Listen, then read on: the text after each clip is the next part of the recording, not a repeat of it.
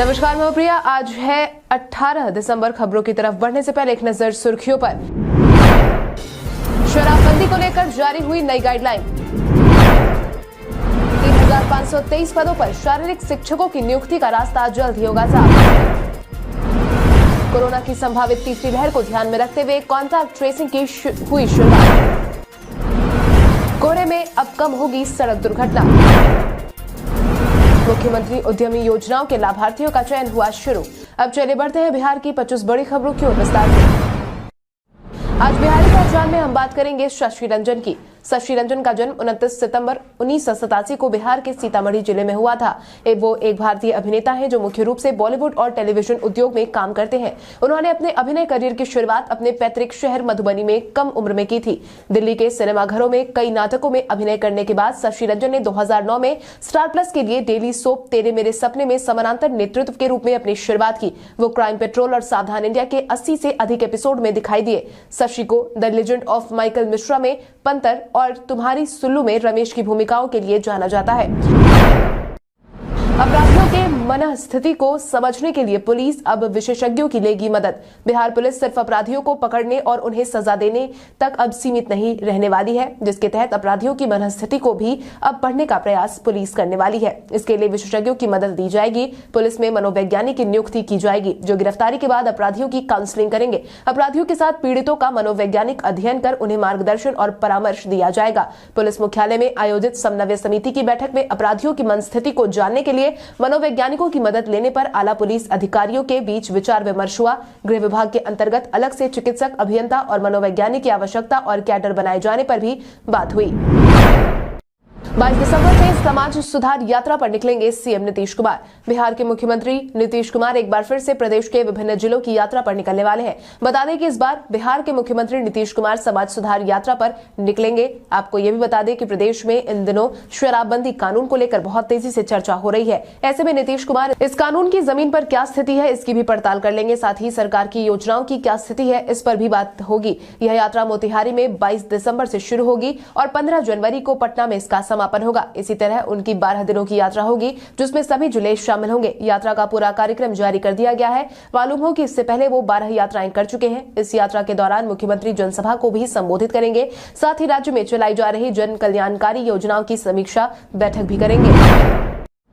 आधारभूत साक्षरता और गन्ना पर सूचकांक में बिहार फिसड्डी। आधारभूत साक्षरता और गन्ना पर सूचकांक बीते दिन जारी की गई जिसमें पश्चिम बंगाल सूची में सबसे ऊपर है, वहीं बिहार इस लिस्ट में सबसे नीचे है। छोटे राज्यों की श्रेणी में केरल ने शीर्ष स्थान हासिल किया है और झारखंड सूचकांक में सबसे खराब प्रदर्शन करने वाला राज्य रहा है। बता दें कि 4 श्रेणियों में क्षेत्रों को विभाजित किया गया है। इंस्टीट्यूट फॉर कॉम्पिटिटिवनेस द्वारा आधारभूत साक्षरता और गन्ना पर सूचकांक के संबंध में रिपोर्ट तैयार की गई है और प्रधानमंत्री की आर्थिक सलाहकार परिषद अध्यक्ष विवेक देब रॉय द्वारा जारी की गई है। रिपोर्ट में कहा गया है कि सभी के लिए गुणवत्तापूर्ण मूलभूत साक्षरता और संख्यात्मकता सुनिश्चित करने की चुनौती कठिन है, फिर भी इसे हासिल करना असंभव नहीं है।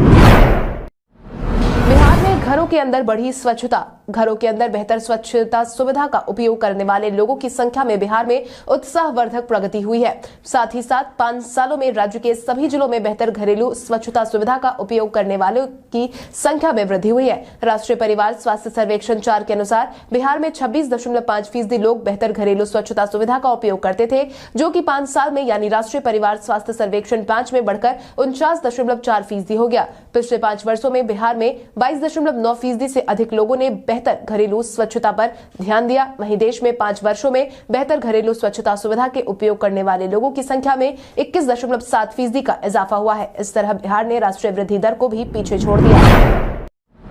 शराबबंदी को लेकर जारी हुई नई गाइडलाइन। बिहार में भले ही लंबे समय से शराबबंदी कानून लागू हो, लेकिन नियमों का उल्लंघन खूब हुआ है, जिसके कारण बिहार में तो सरकार की किरकिरी हुई ही है। साथ ही शराबबंदी को लेकर सरकार के साथ साथ पुलिस प्रशासन भी अब सख्त हो गई है। यही कारण है कि बिहार में शराबबंदी को लेकर नई गाइडलाइन जारी कर दी गई है, जिसके तहत पटना के प्रमंडलीय आयुक्त संजय अग्रवाल ने अधिकारियों के साथ बैठक कर फिर से एक गाइडलाइन जारी की है और अब होटलों में शराबबंदी कानून के खिलाफ शिकायत वाला टोल फ्री नंबर लगाना अनिवार्य कर दिया है। ऐसा नहीं करने पर होटल मालिकों के खिलाफ सख्त कार्रवाई होगी। नई गाइडलाइन का पालन शहर के सभी छोटे बड़े होटल और रेस्टोरेंट को करना होगा। टोल फ्री नंबर 15545 और 1800345626 को डिस्प्ले करना जरूरी हो गया है। प्रशासनिक स्तर से शहर में जगह जगह होर्डिंग बैनर भी लगाए जाएंगे और सभी पर टोल फ्री नंबर दर्ज होगा। नई गाइडलाइन के अनुसार होटल और बैंक्वेट हॉल में भी हर हालत में सीसीटीवी कैमरा लगाना होगा ताकि घटना होने पर सीसीटीवी के जरिए साक्ष्य की पहचान हो सके।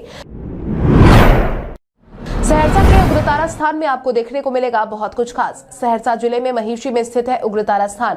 यह प्रमुख शक्तिपीठों में से एक है। ऐसी मान्यता है कि भगवती सती का बाया नेत्र यहाँ गिरा था। यह स्थान तंत्र साधना के लिए विख्यात है। यही उद्भट विद्वान मंडन मिश्र का जन्म हुआ था, जिनकी विदुषी पत्नी भारती से जगत गुरु शंकराचार्य को शास्त्रार्थ में हार का सामना करना पड़ा था। मंदिर का निर्माण सन 1735 में रानी पद्मावती ने करवाया था। यहाँ बिहार के अतिरिक्त नेपाल के श्रद्धालु भी बड़ी संख्या में पहुंचते हैं। बंगाल के साधक भी यहाँ वर्ष भर पहुंचते रहते हैं। अन्य गंतव्यों में आप देवन वन मंदिर, जिसमें स्थापित शिवलिंग के बारे में कहा जाता है कि सन 1009 में महाराज शालीवाहन द्वारा स्थापित किया गया था, वहां भी जा सकते हैं। 3523 पदों पर शारीरिक शिक्षकों की नियुक्ति का रास्ता जल्द ही होगा साफ। बिहार में जल्द ही 3523 पदों पर शारीरिक शिक्षकों की नियुक्ति का रास्ता साफ होने वाला है, क्योंकि शिक्षा विभाग को सामान्य प्रशासन विभाग से अनुमति मिल गई है। सब कुछ ठीक रहा तो जल्द ही शिक्षा विभाग इसको लेकर एक संकल्प जारी करेगा और इसके तुरंत बाद बहाली का स्केड्यूल भी जारी होने की संभावना है। आपकी जानकारी के लिए आपको बता दें कि शिक्षा विभाग ने यह साफ किया है कि राइट टू एजुकेशन के प्रावधान के मुताबिक ऐसे प्रारंभिक स्कूल जहां 100 से ज्यादा स्टूडेंट्स नामांकित है, वहां एक फिजिकल टीचर की नियुक्ति होनी है। इसको लेकर ही बिहार में 8386 पदों का सृजन किया गया है और इन आवंटित पदों के हिसाब से पिछले दिनों जो पात्रता परीक्षा हुई थी उसमें सिर्फ 3523 अभ्यर्थी सफल हो पाए थे, जिनकी नियुक्ति अब जल्द ही होने वाली है। बैंकों के निजीकरण के खिलाफ बैंक कर्मियों का हल्ला बोल।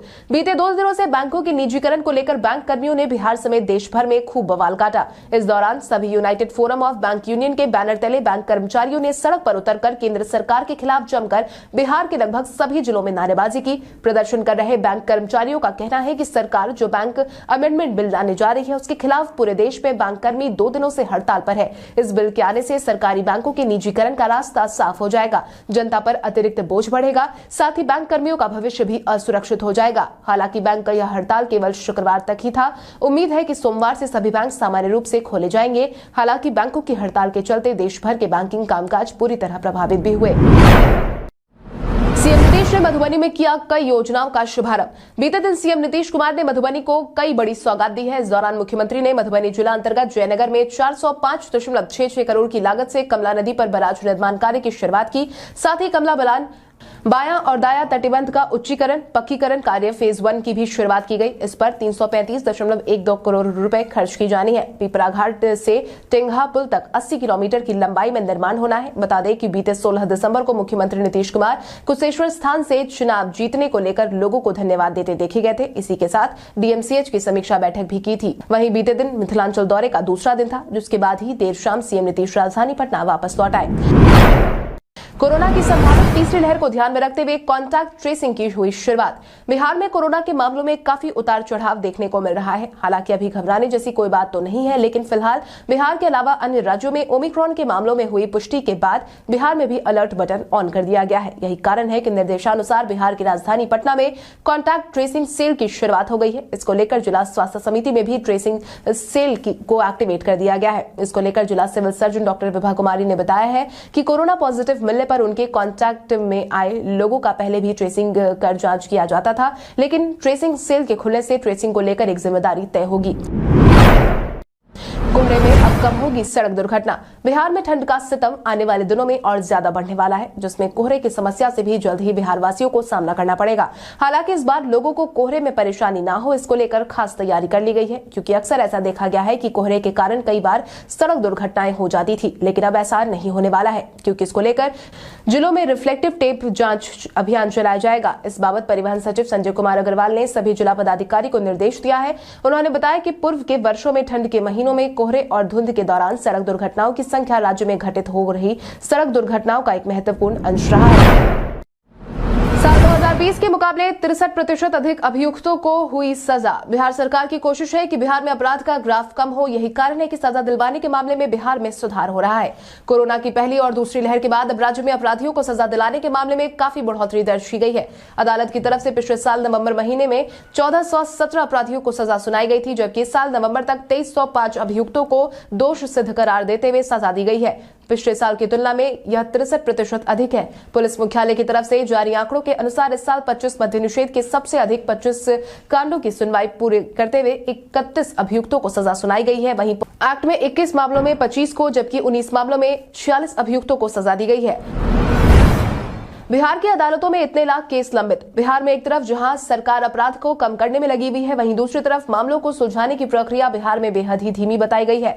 यही कारण है कि बिहार की अदालतों में करीब 36 लाख मुकदमे लंबित होने की जानकारी निकल करके सामने आई है। इसकी जानकारी खुद राज्य के पूर्व उप मुख्यमंत्री सुशील कुमार मोदी के एक प्रश्न के उत्तर में कानून मंत्री किरण रिजिजू ने राज्यसभा में दी है। इस दौरान कानून मंत्री ने बताया है कि बिहार के अधीनस्थ न्यायालयों में 5 लाख से ज्यादा मामले 10 साल से ज्यादा समय से लंबित हैं। इनमें 4,38,000 क्रिमिनल और 63,241 सिविल मामले हैं। इनमें अधीनस्थ अदालतों में 33,73,000 और पटना हाईकोर्ट में 2,27,000 मामले लंबित है। पटना हाईकोर्ट में कोरोना महामारी को लेकर जनहित याचिका पर सरकार से जवाब तलब। कोरोना को लेकर बिहार के स्वास्थ्य विभाग के साथ साथ पटना हाईकोर्ट भी सजग हो गया है। यही कारण है कि पटना हाईकोर्ट लगातार कोरोना को लेकर जारी जनहित याचिका पर सुनवाई कर रहा है। इसी कड़ी में बीते दिन पटना हाईकोर्ट ने राज्य में कोरोना महामारी से उत्पन्न हालात के संबंध में दायर जनहित याचिकाओं पर सुनवाई की। इस दौरान शिवानी कौशिक और अन्य की जनहित याचिकाओं पर चीफ जस्टिस संजय करोल की खंडपीठ ने सुनवाई करते हुए राज्य सरकार को नए सिरे से पूरे और सही तथ्यों की जांच कर हलफनामा दायर करने का निर्देश दिया है। वहीं राज्य सरकार की तरफ से दायर विरोधाभासी हलफनामा पर ऑनलाइन उपस्थित सचिव अमृत प्रति ने अफसोस जाहिर किया है। उन्होंने कहा कि अगली सुनवाई में विस्तृत, सही और पूरे तथ्यों के साथ हलफनामा दायर किया जाएगा। मुख्यमंत्री उद्यमी योजनाओं के लाभार्थियों का चयन हुआ शुरू। मुख्यमंत्री उद्यमी योजना के तहत आवेदन करने वालों का इंतजार अब खत्म हो गया है, क्योंकि बीते दिन से ही योजना के सफल लाभार्थियों के लिए चयन की रैंडम सिलेक्शन प्रक्रिया शुरू हो गई है। इसको लेकर बिहार के उद्योग मंत्री सैयद शाहनवाज हुसैन ने हाल ही में पटना में खादी ग्राम उद्योग आयोग के राज्य स्तरीय कार्यशाला के शुभारंभ के मौके पर यह घोषणा कर दी है। इसको लेकर शाहनवाज हुसैन ने साफ कहा है कि पहले जितना तय किया गया था उससे डबल यानी दोगुना उद्यमियों को मुख्यमंत्री उद्यमी योजना के तहत कुल 10 लाख लोन और अनुदान दिया जाएगा। 8,000 की जगह 16,000 आवेदनकर्ताओं का चयन पारदर्शिता से होगा। अस्पताल में जन्म के साथ ही बच्चों को मिल जाएगा आधार नंबर। जिन भी घरों में नवजात शिशुओं का जन्म हुआ है उनके लिए अहम सूचना। भारतीय विशिष्ट पहचान प्राधिकरण जल्द ही अब अस्पताल में जन्मे नवजात शिशुओं को आधार कार्ड उपलब्ध कराने की तैयारी कर रही है। इसके लिए जल्द ही अस्पतालों को आधार एनरोलमेंट की सुविधा दी जाएगी, जिसके जरिए वो हाथों हाथ नवजात शिशुओं का आधार कार्ड बना देंगे। UIDAI के मुख्य कार्यकारी अधिकारी सौरभ गर्ग ने कहा है कि UIDAI नवजात शिशुओं को आधार नंबर देने के लिए बर्थ रजिस्ट्रार के साथ टाई अप करने की कोशिश कर रहा है। उन्होंने कहा कि देश में अभी तक 99.7% वयस्क आबादी को आधार नंबर जारी किया जा चुका है। इसके लिए करीब 131 करोड़ आबादी को एनरोल किया गया है और अब हमारा प्रयास नवजात शिशुओं के नामांकन करने का है। आपकी जानकारी के लिए आपको बता दें कि देश में हर साल 2 से 2.5 करोड़ बच्चे जन्म लेते हैं। हम उन्हें आधार में एनरोल करने की प्रक्रिया में है। राजस्व एवं भूमि सुधार विभाग ने 96 अमीनों को किया बर्खास्त। राजस्व एवं भूमि सुधार विभाग ने बड़ी कार्रवाई करते हुए बिहार के 96 अमीनों को सेवा से बर्खास्त कर दिया है। मिली जानकारी के अनुसार इन अमीनों की बर्खास्तगी इसलिए हुई है क्योंकि विभाग को अमीनों की फर्जी डिग्री मिली है, जिसके लिए विभाग के भू अभिलेख और परिमाप निदेशालय ने इन 96 अमीनों की इंजीनियरिंग में डिग्री और डिप्लोमा के सर्टिफिकेट की जांच के लिए अलग अलग विश्वविद्यालयों को भेजा था, जिसमें सर्टिफिकेट फर्जी पाए गए, जिसके बाद इन सभी बर्खास्त अमीनों से वेतन लौटाने की मांग की गई है। इतना ही नहीं, सेवा से बर्खास्तगी के बाद संविदा पर कार्यरत इन अमीनों के खिलाफ अब विभाग FIR दर्ज कराने जा रही है। ज्ञात हो, जमीन सर्वे के काम से में जुड़े इन अमीनों को पिछले साल जुलाई के महीने में संविदा पर चयन किया गया था। ये सभी अमीन पिछले 1.5 साल से राज्य में चल रहे जमीन सर्वे में अपनी भूमिका निभा रहे थे। अब हर 3 महीने पर अपडेट होगी मतदाता सूची। केंद्रीय मंत्रिमंडल ने चुनाव सुधारों को लेकर एक अहम फैसला लिया है। बुधवार को एक विधेयक को मंजूरी दी गई है, जिसमें फर्जी मतदान और वोटर लिस्ट में दोहराव को रोकने के लिए मतदाता पहचान पत्र को आधार कार्ड से जोड़ने, एक ही मतदाता सूची तैयार करने जैसे फैसले शामिल है। मंत्रिमंडल की तरफ से मंजूर किए गए विधेयक में सर्विस वोटर्स के लिए चुनावी कानून को जेंडर न्यूट्रल भी बनाया जाएगा। साथ ही इस विधेयक में यह भी बदलाव किया गया है कि अब एक साल में 4 अलग अलग तरीकों पर मतदाता के रूप में आप नामांकन करा सकते हैं या फिर हम आसानी से कहें तो नाम जुड़वा सकते हैं। केंद्र सरकार से मंजूरी मिलने के बाद भारत निर्वाचन आयोग को यह अधिकार हो जाएगा कि वो साल में एक बार की जगह 4 बार मतदाताओं के क्वालिफाइड डेट के अनुसार उनके नाम को सूची में शामिल करा सकेगा। बता दें कि देश में 1 जनवरी को आधार बनाकर 18 साल उम्र के मतदाताओं को शामिल किया जाता है, लेकिन अब इसमें बदलाव किया गया है। शराबबंदी के मामले को लेकर अब मांझी ने सरकार पर पक्षपात का लगाया आरोप। बिहार में शराबबंदी कानून को लेकर जहां नीतीश सरकार सख्त नियम लागू कर रही है, तो उन्हीं के दल के नेता अनर्गल बयानबाजी कर रहे हैं। पहले थोड़ी थोड़ी पियो का ज्ञान देने के बाद बिहार में पूर्ण शराबबंदी पर फिर से सत्ता पक्ष में शामिल हम पार्टी के प्रमुख और पूर्व मुख्यमंत्री जीतन राम मांझी का बयान राजनीतिक भूचाल ला रहा है, जिसके तहत ही बिहार के पूर्व मुख्यमंत्री जीतन राम मांझी ने मुजफ्फरपुर में कार्यक्रम के दौरान कहा कि जब सीएम नीतीश कुमार शराबबंदी कानून लाए थे तो हम सभी ने इसका समर्थन किया था। हम उस इलाके से आते हैं जहां घरों में शराब बनाई जाती थी, लेकिन आज जो शराबबंदी पर कार्रवाई चल रही है उसमें पक्षपात हो रहा है। विशेष राज्य के दर्जे की मांग को लेकर तेज प्रताप ने दिया बयान। बिहार में लगातार विशेष राज्य के दर्जे की मांग हो रही है। इसी बीच बिहार को विशेष राज्य का दर्जा दिए जाने पर तेज प्रताप ने बड़ा बयान दिया है, जिसके तहत उन्होंने कहा कि यह मांग सबसे पहले हमारी मां ने की थी। उन्होंने कहा कि जब वो बिहार की मुख्यमंत्री थी तब अटल बिहारी वाजपेयी की सरकार से राबड़ी देवी ने ही विशेष राज्य की मांग की थी। आज मुख्यमंत्री नीतीश कुमार केंद्र से इसकी मांग कर रहे हैं, मगर सरकार विशेष राज्य का दर्जा नहीं दे रही है। तेज प्रताप ने कहा है कि भाजपा के ये लोग चाहते हैं कि बिहार बर्बाद हो, इसीलिए बिहार को विशेष राज्य का दर्जा देना नहीं चाहते। नीति आयोग की रिपोर्ट में जिस तरीके से बिहार पूरी तरह से फेल है, क्योंकि बिहार सरकार के पास कोई नीति नहीं है और न ही बिहार सरकार के पास खाद है। बिहार में महा जंगल राज है। सीएम नीतीश ने महिलाओं को याद दिलाई उन्हीं की मांग। मधुबनी में बीते दिन सीएम नीतीश का दूसरा दिन था, जहां उन्होंने शराबबंदी को लेकर एक बार फिर से मुहिम की शुरुआत की है। साथ ही इस दौरान उन्हें विपक्ष को आड़े हाथों भी दिया है। साथ ही साथ महिलाओं को भी उनकी मांग की याद दिलवाई है, जिसके तहत सीएम नीतीश ने आयोजित सभा को संबोधित करते हुए कहा कि याद रखिएगा, आप लोगों के कहने पर ही शराबबंदी किए थे, भूलिएगा नहीं। उन्होंने 2015 के विधानसभा चुनाव का जिक्र करते हुए कहा कि जब हम सभा कर रहे थे तो कुछ महिलाओं ने हमसे शराबबंदी करने को कहा। हमने उनकी बात गंभीरता से सुनी और सरकार बनने के बाद सबसे पहले इसी काम को किया। अश्विन ने बेस्ट विकेट कीपर का बताया नाम। भारतीय स्पिनर रविचंद्रन अश्विन ने अब तक के अपने क्रिकेट करियर में तीनों स्पिनर के साथ खेला है। ऐसे में उन्होंने बताया है कि वो गेंदबाजी करते समय स्टंप्स के पीछे इनमें से किस खिलाड़ी को पसंद करते हैं।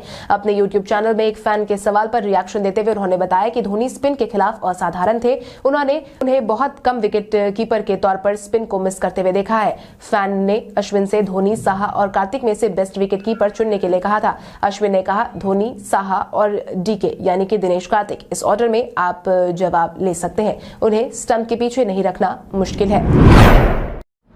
भारत के इतिहास में आज की तारीख कई कारणों से दर्ज। मंगोल शासक कुबलाई खान ने 1271 में अपने साम्राज्य का नाम युआन रखा और यहीं से मंगोलिया और चीन में युआन वंश की शुरुआत हुई। उद्योगपति विजय माल्या का जन्म 1955 में आज के दिन हुआ था। राजधानी दिल्ली में 1960 में राष्ट्रीय संग्रहालय का उद्घाटन हुआ। सचिन तेंदुलकर ने 1989 में अपना पहला एक दिवसीय क्रिकेट मैच पाकिस्तान के खिलाफ खेला था। अज्ञात विमान ने 1995 में पश्चिम बंगाल के पुरुलिया में हथियारों का जखीरा गिराया था। भारत और अमेरिका के बीच 1997 में अंतरिक्ष अनुसंधान में सहयोग के लिए वॉशिंगटन संधि संपन्न हुई।